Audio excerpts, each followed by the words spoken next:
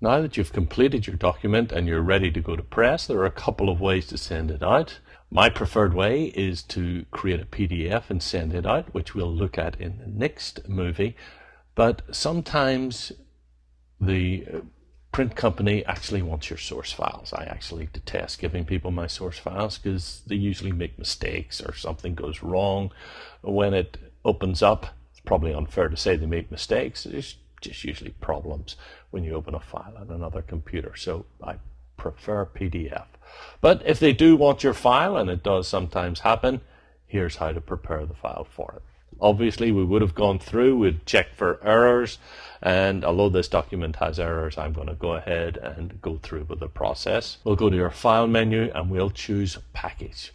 So when you package a document, it's going to package the file, all the links, and the fonts all together so that when they open it up, hopefully it just opens up exactly the same. Now, one thing this will do is it will give a quick check for errors here. So it'll highlight them here, and we can come down and look at the fonts. There's no problem with the fonts, no errors here. And you can just tell it show problems only. I'm not interested in what fonts are there. I only want to see the fonts where there's an issue with them. Same with links and images here. You can just show problems only. Now, the problem it's giving here is that they are RGB images, and especially if you're sending it out to press, it's probably better to convert them all to CMYK. But for the purposes of this movie, I'm just going to leave everything as it is, as RGB images, because these days when you output it to pre-press, the conversion from RGB to CMYK is now pretty much automatic in all modern equipment, although you can control how it looks a little bit better if you do it yourself in Photoshop, which I would normally do. It'll check colors and inks to make sure there's no problems there. Here you'll have all the print settings and any plugins that you're using. It'll package those with it. I don't have any here, so we'll simply go to Package. And it says the publication must be saved if you haven't saved it just before. Here you can fill in a file name, which I'm sure most people don't bother filling in. It gives it a file. It'll call instruction text. You can put your contact information, address, everything down here, and any special instructions. I'm just going to skip that, hit continue. And in this particular case, I'm just going to, let's see, go to the desktop here. Probably a good place to save it. And you'll tell it to copy the fonts, copy link graphics, and update graphic links and packages. You can go back to the instructions here as well.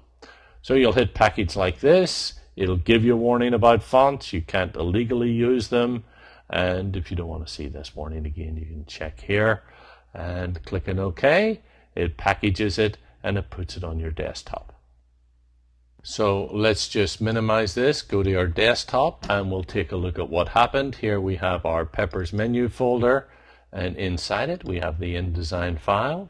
We have a folder with all the links in it, and we have our instructions file up here. We can package this all in a zip file, for example, and then send it off to our commercial printer. But before I leave this, there's one new feature in InDesign CS5 which is really good. Up here, document fonts.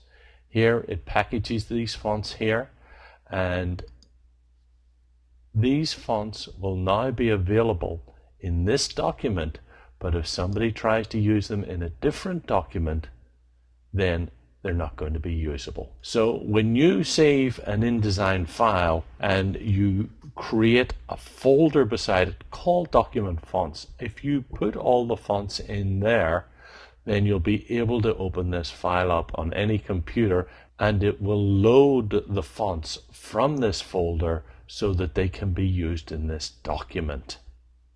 So the practical purpose of this, even if you're not sending a file to a printer, when you have a document like this for a client, just create a folder called document fonts.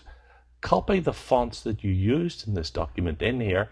Then if you come back to this file 10 years from now to update it, or more realistically a couple of years, you're not searching for the fonts anymore. They will always be usable from within this. So this is another nice little feature in InDesign CS5, and it's going to make your life easier, because sometimes fonts go missing and you don't know where they are, but if you have the folder, it has to be called document fonts, and the fonts in this document are here.